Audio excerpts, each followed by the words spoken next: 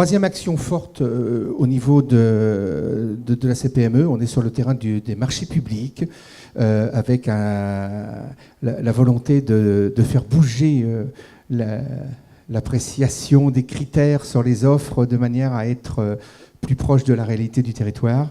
Jackie ? Alors 3 minutes, Jackie, pas 3 heures. Hein. 3 minutes. Vous avez vu comme moi souvent aux informations, par exemple en Suède, l'élection d'un président ou quelqu'un comme ça. Tout le monde, tout le cortège de voitures fabriquées en Suède. La chancelière réélue, toutes les voitures sont allemandes.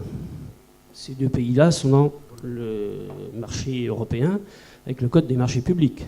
On est d'accord. Elles coûtent un petit peu plus cher que des Peugeot, des Renault ou des Citroën. L'élection de notre nouveau président, j'étais horrifié. Je ne sais pas si vous vous rappelez les images. Il y avait une voiture française dans le cortège. Une, pas deux, une. Et c'est la sienne.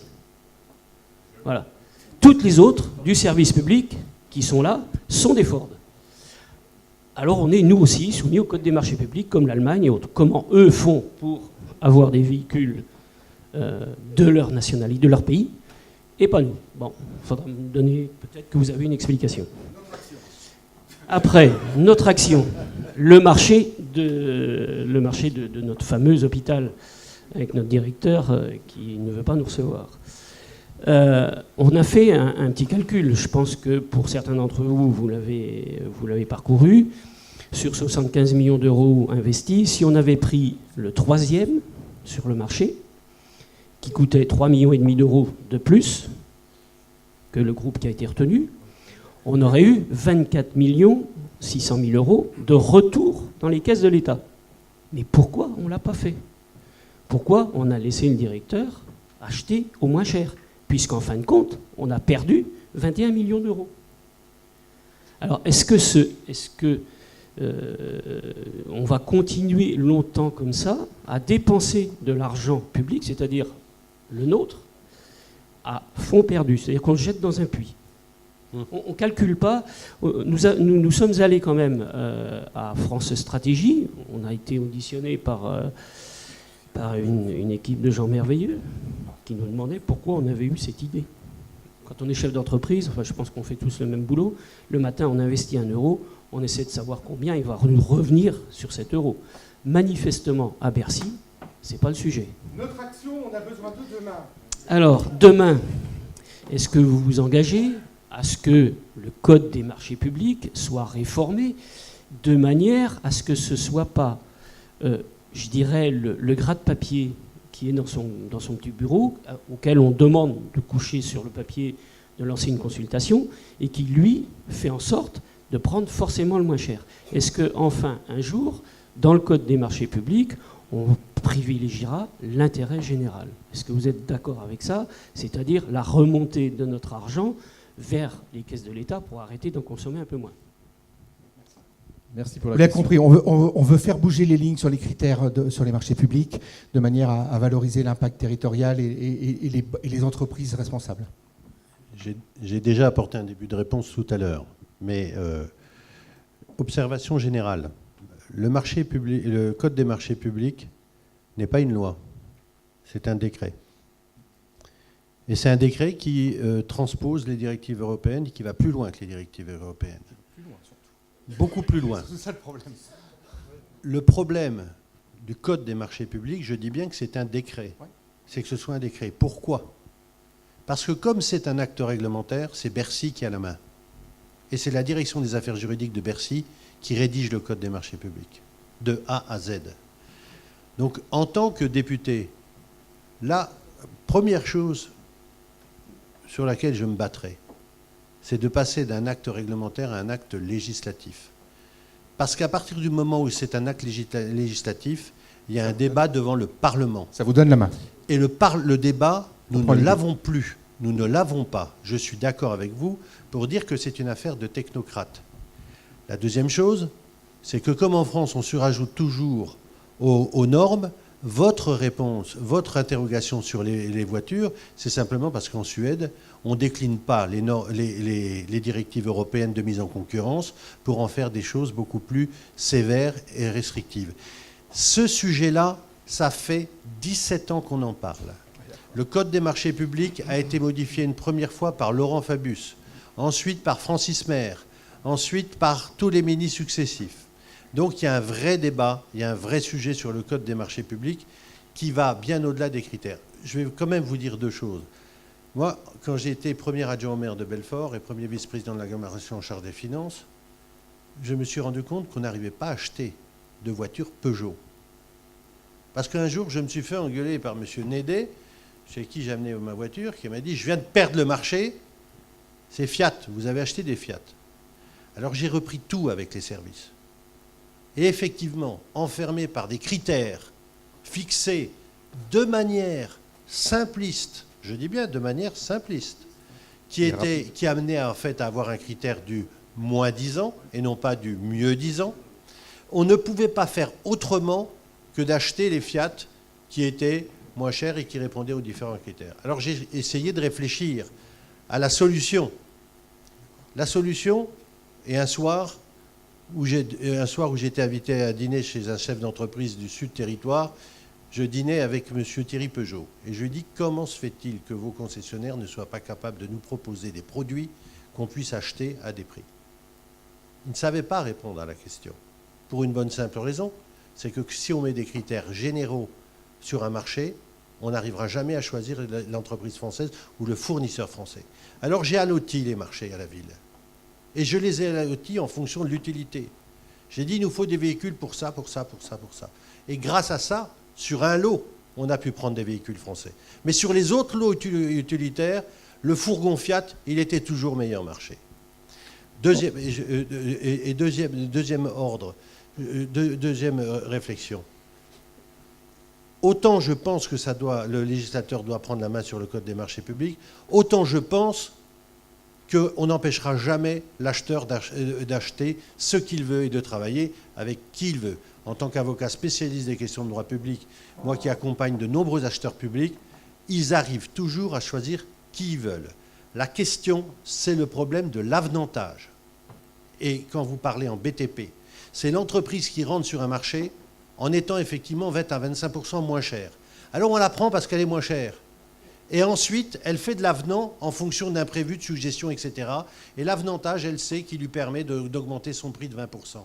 Et cette technique de l'avantage, il faut lutter contre. En tout cas, il faut l'encadrer. On est d'accord. Merci. J'avoue que nous, CPME, on aimerait bien connaître dans quelques temps le coût final du centre hospitalier. Je pense qu'il va y avoir des surprises par rapport au prix du marché. On partage aussi le fait de la réglementation. Hein. Nos spécialistes de marché public disent qu'un des premiers problèmes, c'est les traducteurs français qui traduisent le code avec une rigueur assez paranoïaque.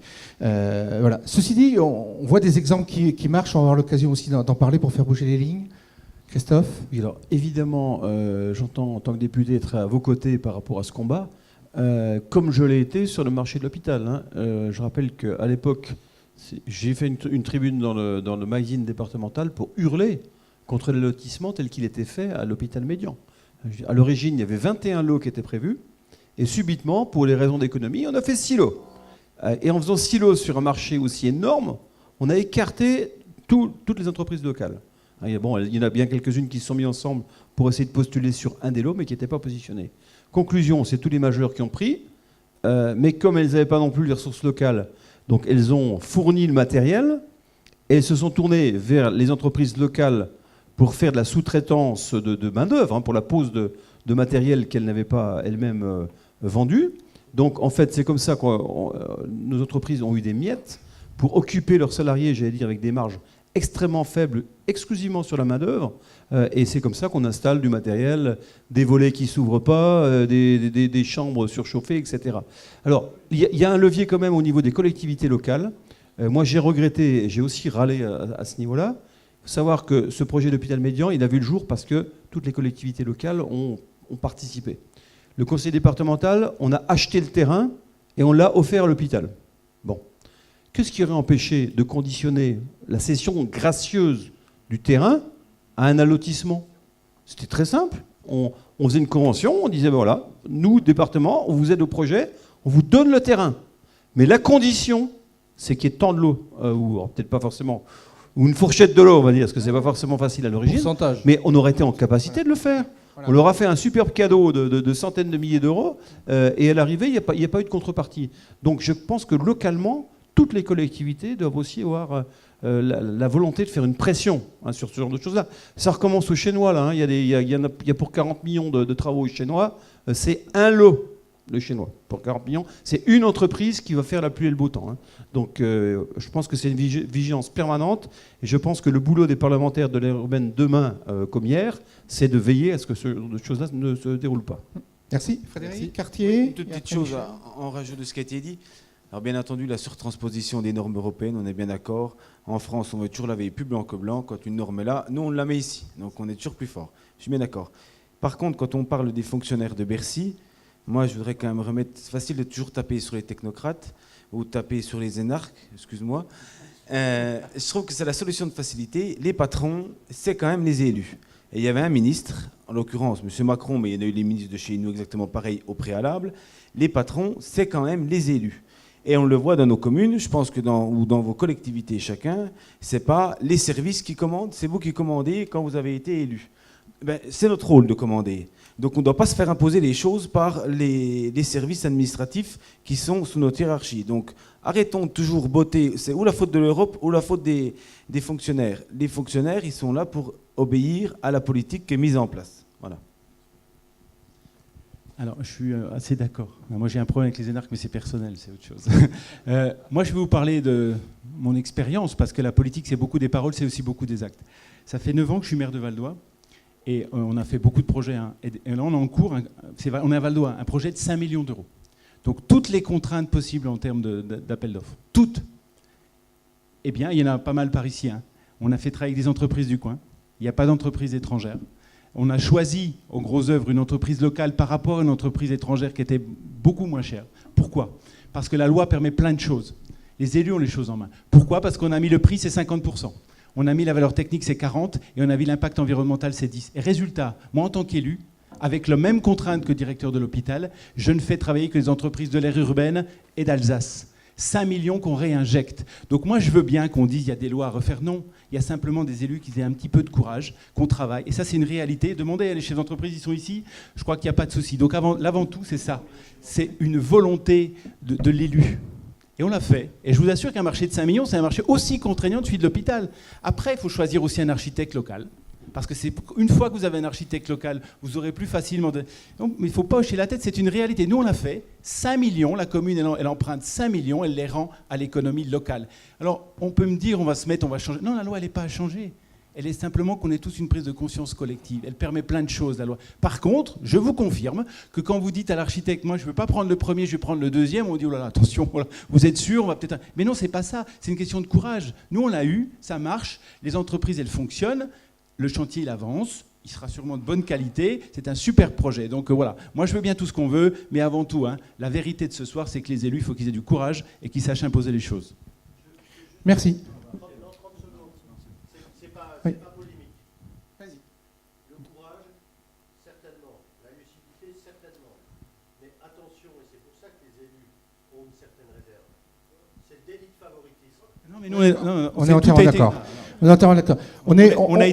Notre projet voilà. est contrôlé par tout le monde, il n'y a pas de délit de favoritisme. On a mis des On est, critères précis qui sont respectés, il n'y a rien de favoritisme du tout. On est entièrement Merci. d'accord là-dessus. Le combat qu'on mène, c'est pas la volonté de rouvrir une porte au copinage, etc. Notre enjeu, c'est vraiment de rouvrir un accès territorial au marché par rapport aux problématiques qu'on rencontre. Moi, je suis ravi de voir. On pourrait y passer 1 heure sur le sujet. Nous, ça devient plus qu'un travail, ça devient une passion entre Jacques et moi sur ce dossier. Il y a énormément de choses sur lesquelles on peut bouger, faire bouger les lignes dans le respect. En effet, il y a le courage politique. Il y a rassurer aussi les services techniques sur l'inquiétude d'être mis en cause sur un marché qui serait contesté, etc. Ça, mais il y a des marges de manœuvre et c'est ensemble qu'on va pouvoir les faire bouger. Et Jackie, c'est pour ça, en 2 secondes, et c'est pour ça que la plateforme Être, on veut être moteur et vous amener une protection en tant qu'élu, parce que beaucoup d'élus veulent prendre leurs artisans communaux, locaux, régionaux, mais ont peur du recours derrière et d'être mis en cause. Donc on ne veut pas, avec notre plateforme Être, vous amener un outil qui puisse vous préserver de ça, vous amener un argument, voilà, pour être totalement indemne. Merci. Merci Jackie.